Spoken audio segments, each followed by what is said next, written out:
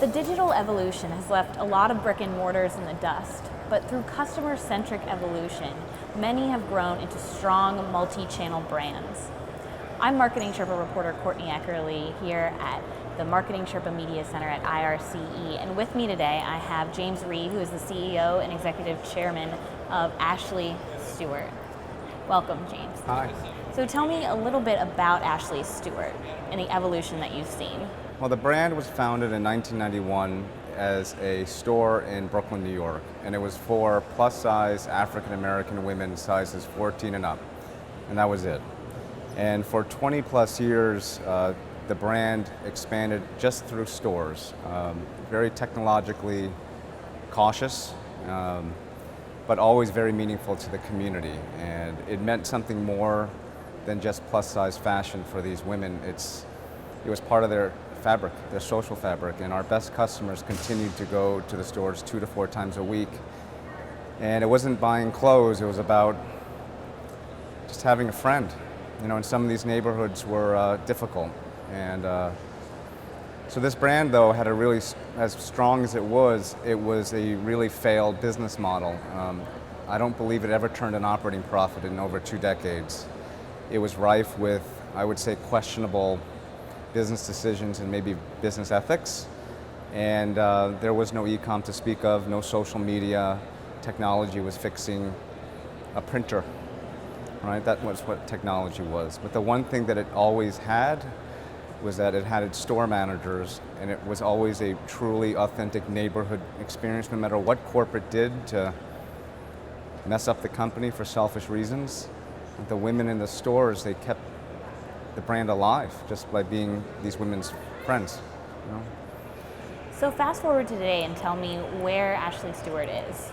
Well, you know, it's been a real, I would say, 1 in a million set of events that have happened over the last 18, 19 months. I think I mentioned to you that it was enough moving to me that the mission of the business, I put down a lot of what I was doing as an investor, and I parachuted in I guess it's almost 2 years ago. It was supposed to be just 6 months. But we revolutionized the business. We rewrote every algorithm in the business. We changed the culture and the value system to really mirror what she feels with her friend in the store. And I thought it was wrong that these women were not just going to lose their jobs. For many of these managers, it's who they are, like in their community, and it was wrong. So we worked really hard, and we did some pretty nifty math and marketing technological things, but again, the focus was on like value system and knowing her, talking to the managers as peers and as our colleagues, and being in the stores all the time.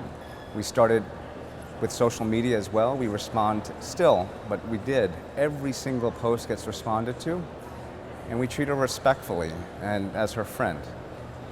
And we were lucky enough, I think it helped partly with my investment background, that I was able to, I just raised $28 million out of bankruptcy, and this little company that never made money was one of the few, if only, businesses in this sector to make it out as a going concern in the last, think about, I don't know, 2, 3, 4 years, how many retailers make it out.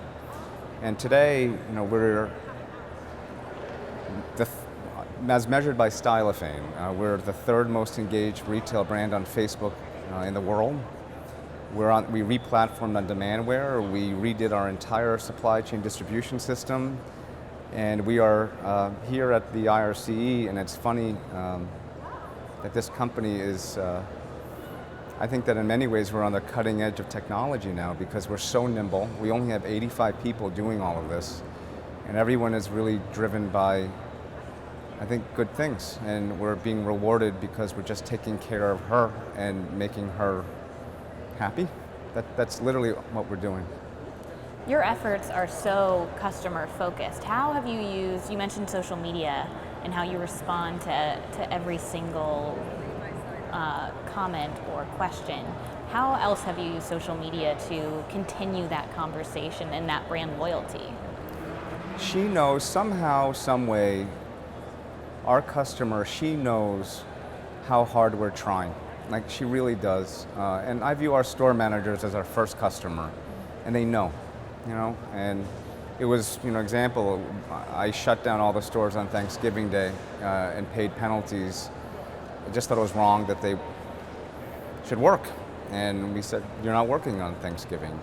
So we're taking a really, what I would say, kind of bipolar approach to customer loyalty. On the one hand, on social media, particularly mobile-driven social media, we encourage them to submit photos. And they love taking photos with their phone, and they love showing themselves in really nice fashion and getting affirmed, right? And it's a really supportive Facebook community and Instagram community.